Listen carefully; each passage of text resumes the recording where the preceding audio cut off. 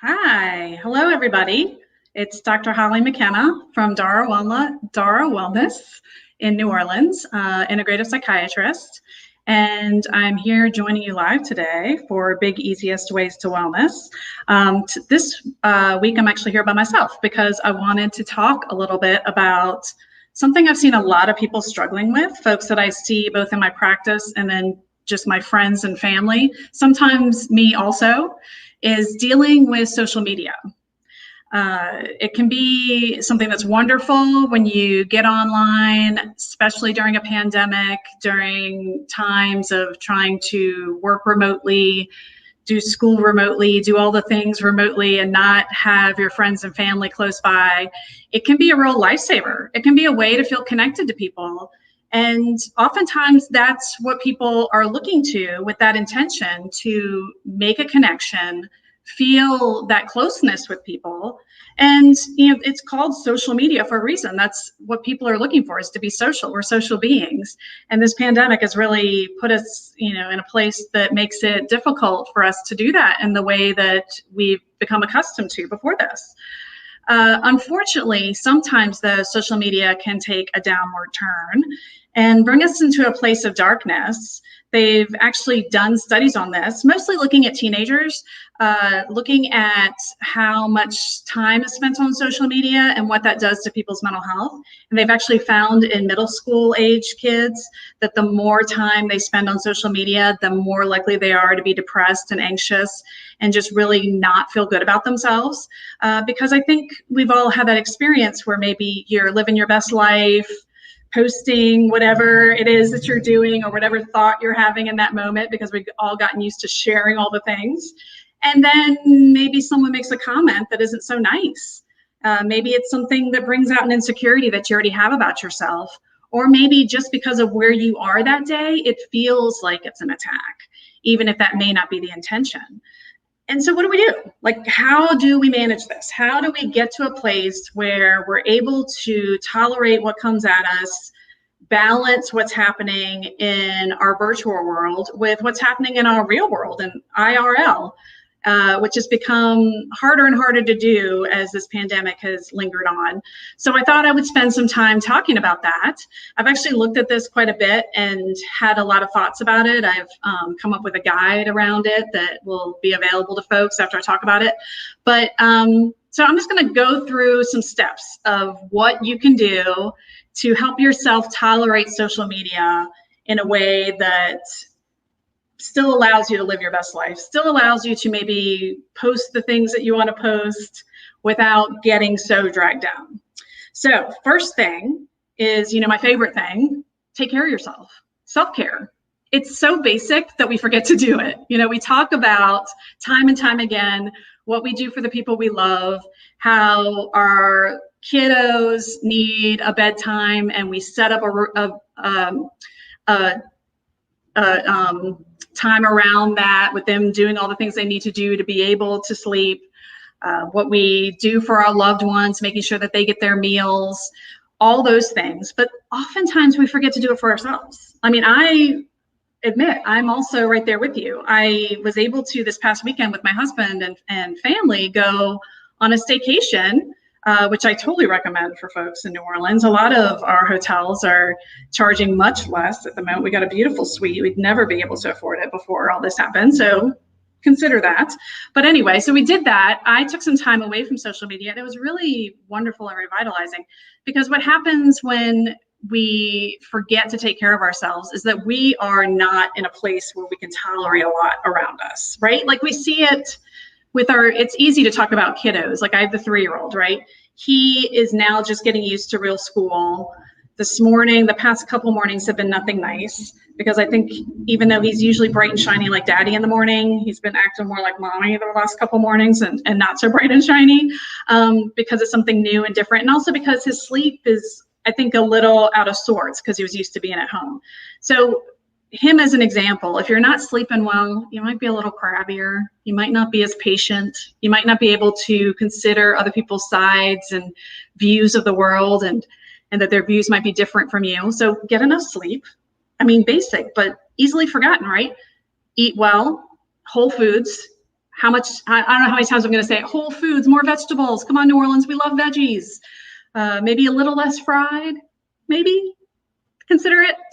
Anyway, as the least amount of processing that happens from the ground to your mouth, that's what I mean by whole foods. So more of that in your life, more exercise, more time outside. It's beautiful outside here. I know it can get hot, but ideally getting outside between sunrise and before noon, that's our circadian light time. That's when we're going to have our stress hormones be lowered by it. That's also going to trigger our brains to make melatonin later, so we're going to sleep better at night. Doing that to build up your own resilience is going to make it easier for you to interact with social media in a way that you're going to be true to yourself and be true to your values, because you're going to be awake and refreshed and able to recognize what your values are. So with that, knowing not only your values, but what your limits are. Something that I learned early on in my training as a psychiatrist, before I became an integrative psychiatrist, just basic psychiatry, is know what you are bringing into the room when you are seeing a patient. So a lot of us, most of us who are in the mental health field have gone through therapy ourselves so that we can recognize our own baggage, because hello, we all have some. Mine is glittered and fabulous, but it still exists. So knowing that you are coming from a place where you have these beliefs, these values, and knowing what your limits are around those beliefs and values. So maybe there are things that you're going to come across in social media that aren't going to honor where you're coming from. So know that going in, know that you might come across those posts or news stories or what have you, and recognize that you're going to need to navigate that and honor your values. So just knowing that, it's really, it gives you a lot more power than you maybe think you have when you go into social media. Part of that, I've talked about building resilience. I've talked about looking at your values.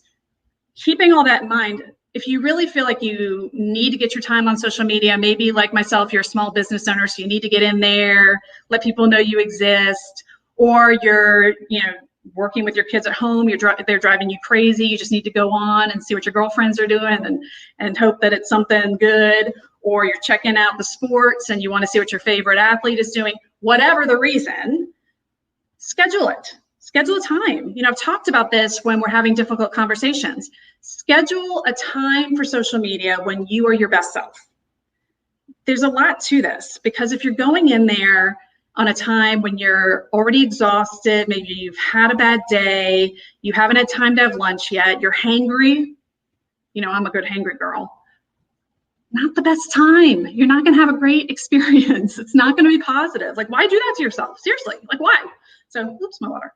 To schedule it. If you feel like it's something you need to do every day on the daily, just because you want to check in with people or your business is relying on that, make it at a time of day when you're your best self and you can tolerate whatever you may come across and project yourself in a way that is in alignment with your values. So, self-care, schedule the time. Now, let's say you've gone in, you've done those things. You're like, okay, Dr. Holly, I've done the things. You go in there and there's that post. That post that's going to drive you nuts and make you want to let them have it verbally, of course. Maybe really turn your day in a way that's not positive. What do? Take a step back, take a breath.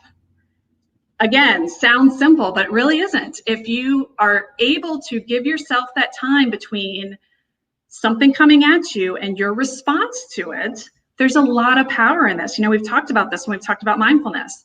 If you are doing the self-care, practicing some mindfulness, this is going to be easier. But when you see something that you want to react to, take a step back. Whether you actually take a step back and maybe turn off your phone for a minute, or just take a step back physically and take some breaths, do some 4-7-8 breathing like we talked about. The inhaling for 4, remember, holding for 7, exhaling for a count of 8, building that parasympathetic, that relaxation response. Allow your brain some time to process, whatever that looks like for you. If it means going for a walk, if you're a runner, going out to run, if you need to exercise, whatever it is, to take that pause before you respond. Because oftentimes when we react and respond, we write things we regret. If it's someone that we care about and we let that get to us, it goes into all kinds of a messy direction. Or if it's someone we don't even know, that might just set us up for more interaction that's negative and more badness for us. And I mean, who does that help? Because since when does someone's mind get changed on social media? Very rarely. I mean, Drew Brees, but otherwise, no, very rarely. Yes. So after that, if that still isn't going to do it for you, then take a break. Take a break from social media completely. Do like I did this past weekend. You can take time off from an app. You can even turn an app off on your phone. People have done that during, New Orleans. We love to give things up for Lent, even if we're not Catholic. I have good girlfriends who turn off their Facebook app during Lent so they can give up social media. It's doable. And you know what? They always look so much more refreshed after those 40 days. Like they really, because their sense of real life self is back, right? So you can always take a break. It's like your favorite soap opera, dude. Like nothing significant is gonna happen in the period of time that you took a break that you can't catch up on later. Like I'm a General Hospital girl. Like I've been watching that show since I was in high school, and Luke and Laura is still a storyline, even though Luke's not around. So like things do not change that drastically, even in the social media world. It is basically soap opera world in a lot of ways. Taking a break is always going to be helpful. If you need to get more specific on a break, a lot of those apps will allow you to block somebody. You can even unfollow if it's someone that you love and adore, but maybe you guys have different political values and it's getting into that time of year where you still want to love and adore them and come out on the other side, still having a relationship, and you're worried about hurting their feelings. Just snooze them for 30 days, dude, or unfollow them until November. Whatever you have to do to keep yourself sane, honor yourself. Like this is about you. This is not about the other people or your followers or what have you. Do what you got to do. So then outside of all that, the detox, the vacay, the 40 days, like I said, like that is something that is probably the final step if you've tried other things and it's still not working for you. But these are all ways that are helpful for you. I see Nicole just, oh, I love this. Ooh, I love this. I'm going to show this. So she has a timer on her phone. I love, love, love this. I actually do this for my kids, mostly for YouTube because they turn into zombies when they watch too much of it, even with the Bluetooth glasses on. Like, I don't recognize my children. I mean, that might contribute to why he's crabby lately. But anyway, putting on a timer, making it so you can only have it on for so long so you don't go down that rabbit hole. Classic, awesome wonderfulness. I love, love, love that. That is a great idea. Thank you so much for sharing that. Absolutely. Whatever you've got to do to keep yourself on that schedule, like I said, so basically doing some self-care, building that resilience, whatever that looks like for you, sleeping, eating whole foods, meditating, going for a walk, exercising, all the things that you do to keep your mind in sync, especially at a time like now where it's so difficult and so easy to kind of be feeling like you're torn in 20 different directions. Then scheduling that time. And like Nicole said, with the time scheduled, put a timer on it because these smartphones, they're super smart. They will let you not watch it after an hour, 20 minutes, whatever you set it for, it will cut it off. And then you have to go in and uncut it and you can have all kinds of feelings, whatever that, if that works for you getting off of it, do it. I mean, sometimes you need that. Sometimes you need that outside force because as we all know, it's easy to start looking at those TikToks for, next thing you lost 3 hours of your life. And, it might be fun in the moment, but unless you're getting up and doing the dances, like how healthy is that? And outside of that, like what if you do come across things that are upsetting to you? So setting a timer, super good. I should probably do that myself. Then also, having the moment to take a breath. If you see something that is upsetting to you, giving yourself a moment, whether it be just taking a breath, doing that 4-7-8 breathing like we talked about, a nice deep belly breath. Oh, I feel calmer already. Now, if I do that before I see a post about something that makes me want to like jump through the screen and have my Irish come out, I'm less likely to do that. Or I might do it in a more mindful way that's more in alignment with my values. And I'm not going to cause all kinds of strife for me later when someone sees it and takes a picture. So taking that pause, doing whatever you have to do, And then again, taking a break, whether it be taking a break from the entire thing or just taking a break from a page. There's a certain page that's just gotten too much. No one's going to judge. Or if they do, who cares? Like, they're not your people. If you can't find your people on there, block the people that aren't your people, or unfollow the people if you still love them in real life, but you just can't handle them on social media. They don't have to know that they're unfollowed. They still think that you're seeing all their rays of sunshine coming through the page. You don't have to watch it. And it doesn't have to be political. It could be someone who maybe you've had difficulty having a baby and they just had a new baby and it's just too much. It's okay. I've had people tell me that they've done that to me when I was having a kid, and I've lost several pregnancies. So I get it. Like, I have no judgment with that. It could be something like that. It could be politics, something like hotter. It could be, I'm a big Duke fan, and I got my friends growing up who are all Tar Heel fans. Sorry, but it's true. And if, they beat us and I don't want to hear about it, I could just not look, or I could unfollow them for like a week until they stop talking about it, or a month, depending. But, you can make choices and the person doesn't have to know. You can just press snooze. It's all good. Then, again, taking a break from the whole thing. Doing like I did this past weekend, just unwinding. Don't look at it. I mean, this can be part of the scheduling too. You can just say, like our parents used to tell us back before social media was a thing, like, you can't talk on the phone during dinner. Well, don't do social media during dinner. Don't do social media maybe from 7 p.m. on. Whatever works for you, so that you're engaging in your real life and building that resilience and honoring your values. These are all the things we need to keep in mind. So I hope that's helpful. I know it's hard in the moment, but that's why I want to give you a few tips on things that you can maybe do around it to help it become more natural for you. And if you're one who just likes to tune in to make fun of me when I'm doing these things, that's cool. And you learn better from reading. If you check out my website, I actually have a free guide available for you there. 7 Steps to Social Media Sanity. I'm hoping that you'll like it. It looks really pretty because I have a graphic design that helped me. Canva, awesome. Also, my graphic design person looked at it, made sure it didn't look too bad. So that's available. Go ahead and go to my website. You can sign up for that. If you do get that and you want to, you can also sign up for emails from me just to get more health tips, because I, as I've said, love to focus on wellness for folks who are busy and don't have time for all that. So speaking of, we're getting about 18 minutes in. I want to respect people's boundaries, and I don't want you like spending all your time on social media. So go take a walk, have a good day, have a wonderful lunchtime, take a break for yourself. I adore all of you. And next week I'll have a super fun therapist on to talk about some addiction and things around there. I'll talk more about it during the week so you know what's coming up. But I really appreciate your time. If you're watching on YouTube, please follow and subscribe and like and do all the things. If you're watching on Facebook, if you're watching later, do a hashtag live for me, send some hearts so folks find it, because I think this is really useful information for people right now.